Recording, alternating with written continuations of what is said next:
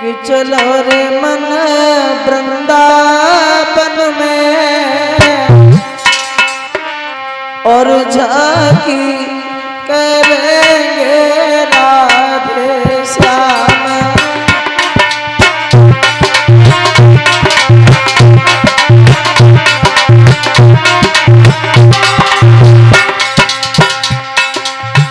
तालियों की सेवा करते हैं सब लोग पीछे वाले भी।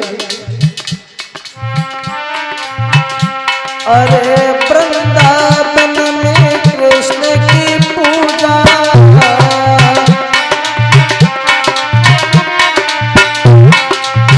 वृंदावन में कृष्ण की पूजा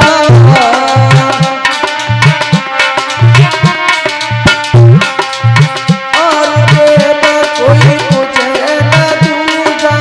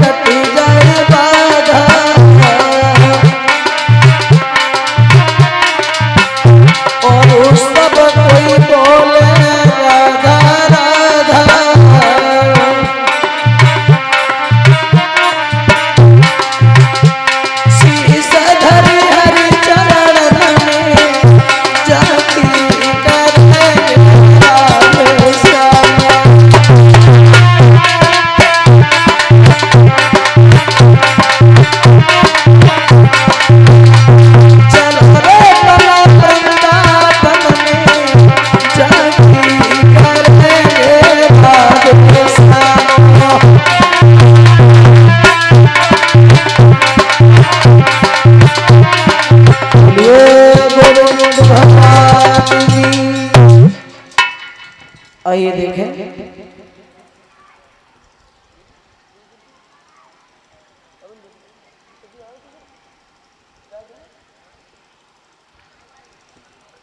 भैया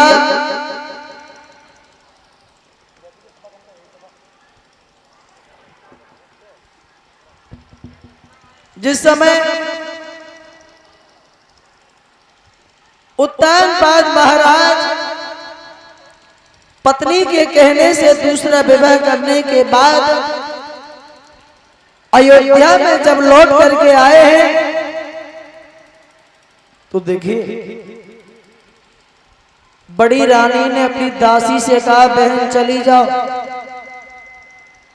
और बड़े आदर सम्मान के साथ में हमारी बहन को हमारे नजदीक लेकर के आओ।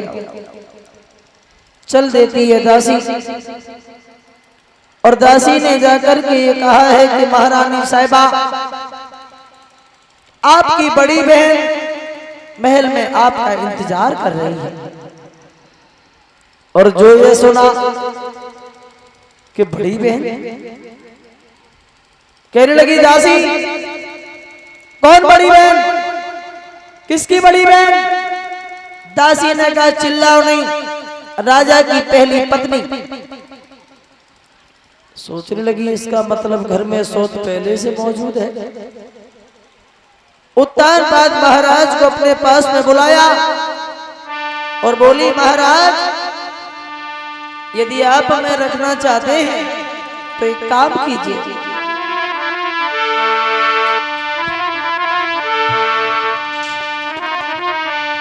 अरे हम तब उतरे डोला से पहले अरे जसोती को दे उनका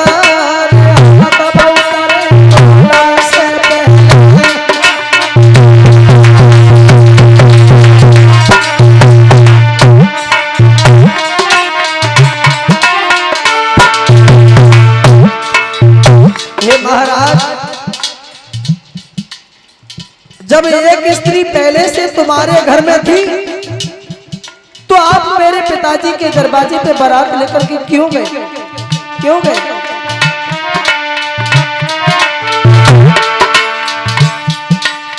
सौत चून की बुरी जहर की छुरी मान जा सैया,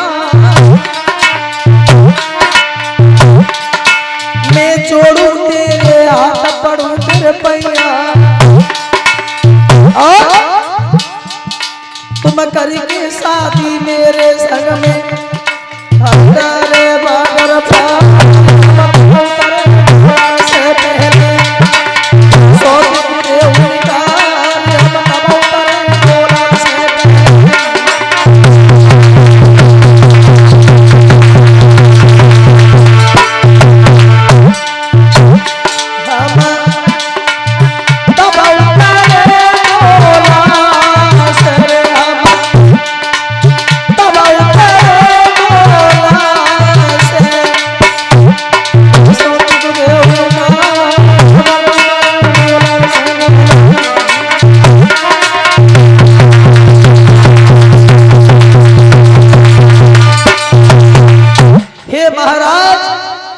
यदि आप हमें रखना चाहते हो तो इसे पहले बहनों से बाहर निकाल दो। श्रोता बंधुओं, उत्तानपाद महाराज ने दासी से कहा कि जाके बुला के लाओ उसे, जिसे मैं सारी रात समझाता रहा, लेकिन उसने मेरी कोई बात नहीं मानी। बड़ी रानी सुनीति जब आई है माताओं, बड़ी रानी का नाम है परिषद जी सुनीति, यानी सुंदर नीति, जिसके सुंदर विचार हो। और जो छोटी वाली आई है उसका क्या नाम है? सुरुचि। और सुरुचि की संधि विच्छेद करो तो क्या हो गया? सुर धन रुच, यानी अपनी धुन में मस्त, दूसरे से कोई मतलब नहीं।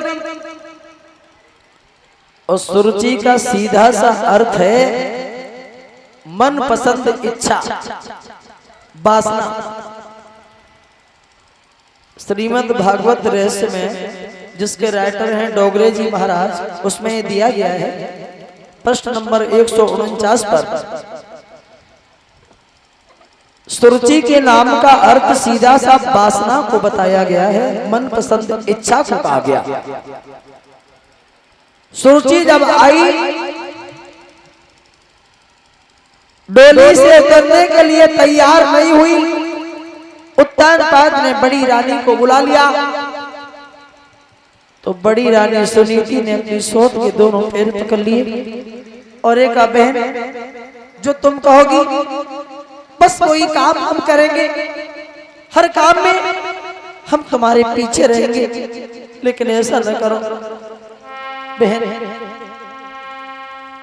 यदि मेरे भाग्य में कोई संतान होती तो परमात्मा हमें जरूर देता। मेरी बात मानो। मेरी बहन सवाला घर को, और मैं तेरी दासी बन जाऊंगी।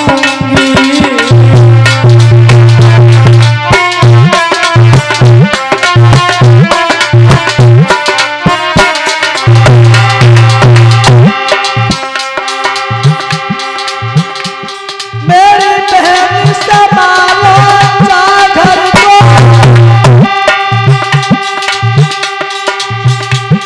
मैं तेरी दासी बन जाऊंगी।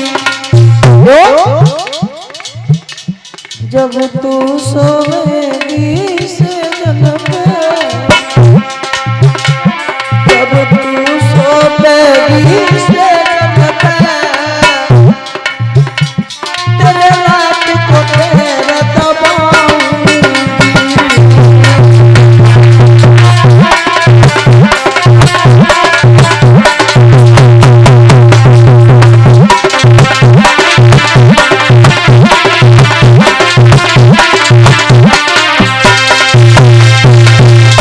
जवाब दिया, बहन हर काम में हम तुम्हारे पीछे रहेंगे, जो भी घर में काम होगा तुम्हारे आदेश के अनुसार होगा। लेकिन माताओं, उस पत्थर दिल वाली ने कोई महारानी की बात पे ध्यान नहीं दिया और रानी सुनीति की पीठ पे एक लात मार दी। फिर भी रानी ने कुछ नहीं कहा। बहन हो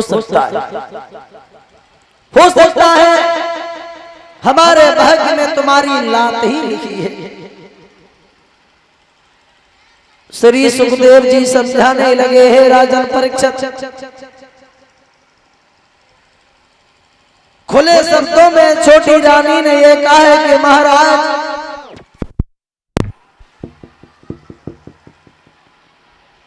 यदि आप हमें रखना चाहते हो तो इसे दूसरे महल में छोड़ो और हमें दूसरे महल में छोड़ो, हमारे महल से निकाल। वही हुआ, बड़ी रानी को दूसरे महल में छोड़ा, छोटी रानी को दूसरे महल में। और माताओं एक दासी का जीवन जीने लगी है। पूरे दिन छत पे खड़े होकर के हाथ में लाठी लेकर के पूरे दिन काग बिडारती। शुद्ध आटा की रोटी मिलना बंद हो गई। जीवन जीवन नहीं बल्कि नरक बन गया। एक दिन सोच रही है, ऐसी जिंदगी से तो मर जाना अच्छा है।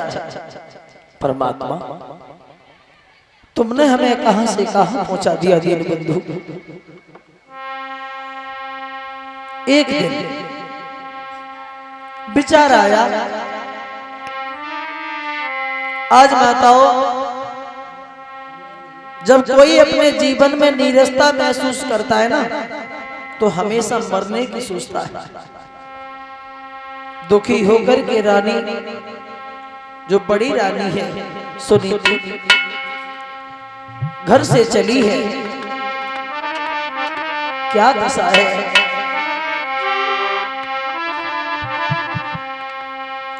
कि रानी को सब श्रृंगार छुटो और खेतन की रास्ता कहीं।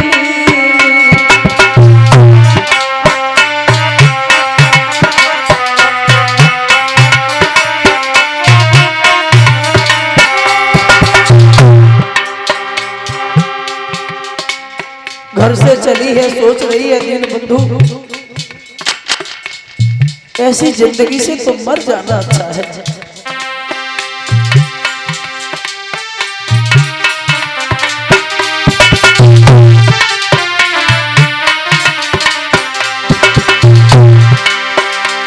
रानी को सब श्रृंगार छुटो,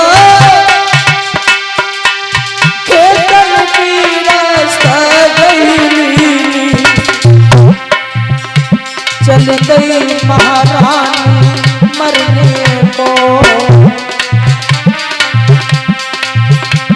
चल गई महारानी मरने को। ये बात कैसे कही,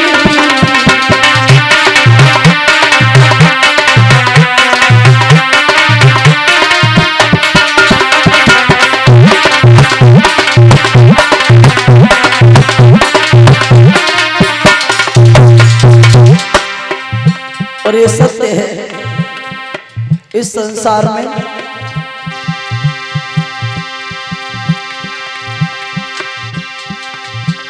सम्मान नहीं उस नारी का जिसके कोई संतान नहीं। अरे बुरा भला कहती नारी, अरे बुरा भला कहती नारी, उसका दुनिया में मान नहीं।